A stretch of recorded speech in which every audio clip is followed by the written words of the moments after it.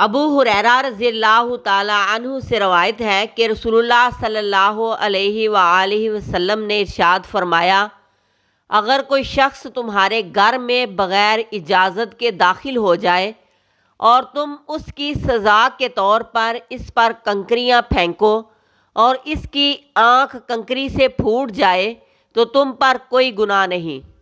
اللہ تبارک و تعالیٰ کا ارشاد ہے، جب بھی کسی کے گھر جاؤ تو ایسے ہی نہ گھس جایا کرو، بلکہ پہلے ان سے اجازت لے لو اور سلام کرو۔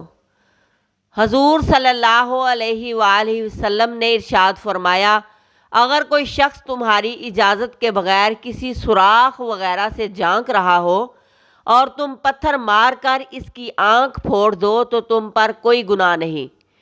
کسی کے گھر جاؤ تو اجازت لو۔ 3 دفعہ اجازت لینے کا حکم ہے۔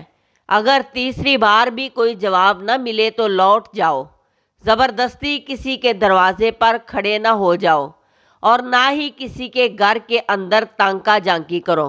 اسلام ہماری زندگی کے ہر موڑ پر ہماری رہنمائی کرتا ہے۔ گھر ایک محفوظ پناہ گاہ ہوتی ہے، اور پھر گھروں میں بہو، بیٹیاں، بیویاں، مائیں، بہنیں وغیرہ ہوتی ہیں۔ اسلام عورت کے پردے کا درس دیتا ہے۔ عورت پردے کی چیز ہے، لہٰذا کسی کے گھر میں تانکا جھانکی کی بھی اجازت نہیں۔ لیکن اس کے برعکس ہماری آج کی عورت پردے کے خلاف ہے۔ آج ہماری عورتوں نے گھروں کے اندر ہی کیمرے لگا کر خود کو نمایاں کر لیا ہے کہ سارے لوگ دیکھو ہم کیا کھا رہی ہے، ہم کیا پی رہی ہے، ہم سو رہی ہے، ہم پکا رہی ہے، غرض سارے گھروں کے کام کرتے ہوئے خود کو پوری دنیا میں نمایاں کر کے بڑے فخر سے پھرتی ہے۔ کسی نے ان کے گھر میں کیا جھانکنا، جبکہ یہ خود ہی اپنے جسم اور گھر کی نمائش پوری دنیا کو دکھاتی پھرتی ہے۔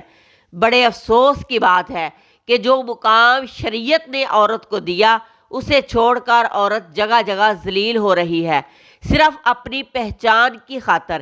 اسے یہ معلوم نہیں ہے کہ اس کی پہچان، اس کی عزت، اس کا وقار صرف پردے میں ہے۔